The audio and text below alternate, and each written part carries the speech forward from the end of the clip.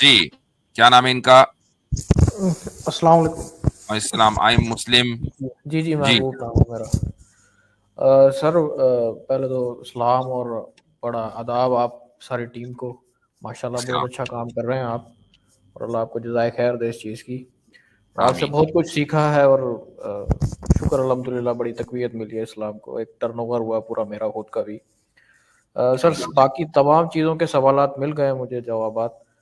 صرف ایک چیز ہے جو مجھے بگ کرتی ہے جب بھی میں کبھی زیادہ سوچتا ہوں, تو وہ ہے ہماری اسلامک ہسٹری سے ریلیٹڈ.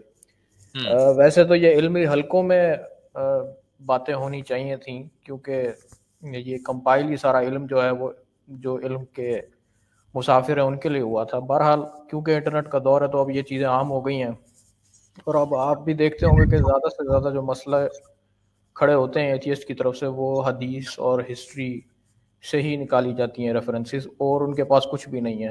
نہ وہ قرآن سے کوئی چیز دکھا سکتا ہے نہ کوئی اور چیز. سو میرا کوشچن صرف یہ تھا آپ سے کہ ایک کامن مین, ایک عام مسلمان بھی جب کچھ چیزیں پڑھتا ہے تو فوراً دماغ چلا جاتا ہے کہ نہیں, اس چیز کی نسبت دماغ سوچ نہیں سکتا کہ یہ میرے آقا کی طرف منسوب کی جا سکے. ان کے شایان شان یہ ہو ہی نہیں سکتی چیز, ایک عام مسلمان کا ہی یہ تاثر بن جاتا ہے. تو میرا کوشچن آپ سے یہ ہے کہ جس طرح تاریخ تبری ہے یا دوسری حدیث کی کتابیں ہیں جن میں چیدہ کہیں کہیں ایسی چیزیں درج ہیں, ظاہر ہے منافقان کی سازش ہے یا جو بھی اسے کہہ لیں, پر یہ چیزیں آئی ضرور ہیں. اب میرا سوال یہ ہے کہ جو لکھ رہا تھا اس وقت اس کو کیا یعنی ذہن میں اس کے چل رہا تھا کہ اس نے یہ چیز ایٹ لیسٹ رجسٹر کر دی, وہ ریکارڈ پہ آ گئی, تاریخ میں آ گئی, اور اب ہم پھر اس کی صفائیاں دیتے پھرتے ہیں کہ جی اس میں فلاں راوی مرسل ہے, فلاں ضعیف ہے, اور یہ ہے اور وہ ہے. تو ٹھیک ہے, اس میں چلیے جی آپ جی کا سوال ہے کہ میں جواب دے دیتا ہوں. تو جی سوال ایک شکریہ.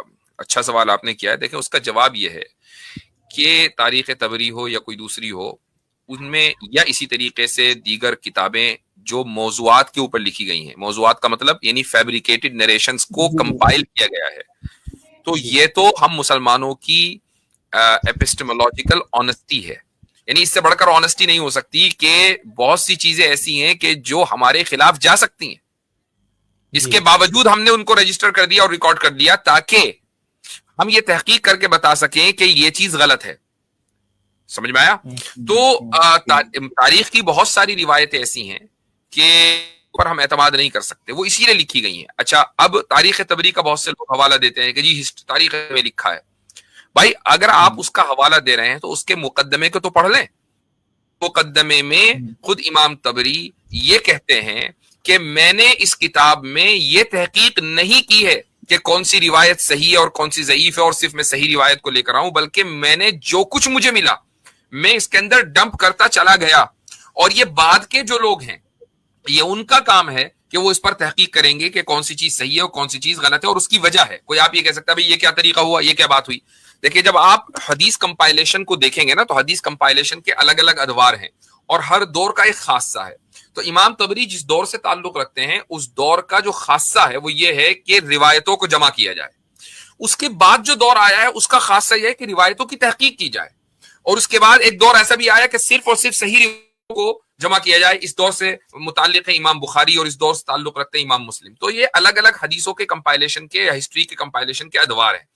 تو اگر امیجن کریں کہ ہمارے پاس عبد الرحمن ابن الجوزی کی الموضوعات الکبریٰ ہے, اسی طریقے سے اللآل المصنوعہ ہے, یہ ساری وہ کتابیں کہ جن میں ہر ایک روایت موضوع, ہر ایک روایت فیبریکیٹڈ ہے. تو جس طریقے سے آپ کسی ایسی کتاب سے استدلال نہیں کر سکتے ہمارے خلاف, تو پھر تاریخ کی کتابوں میں جہاں موضوع روایتیں ہیں اور ان کو آئیڈینٹیفائی کیا جا چکا ہے کہ موضوع روایتیں, ان سے آپ ہمارے خلاف کیسے استدلال کر سکتے ہیں؟ بھائی وہ لکھی گئی اسی وجہ سے کہ یہ بتانے کے لیے کہ یہ غلط ہے.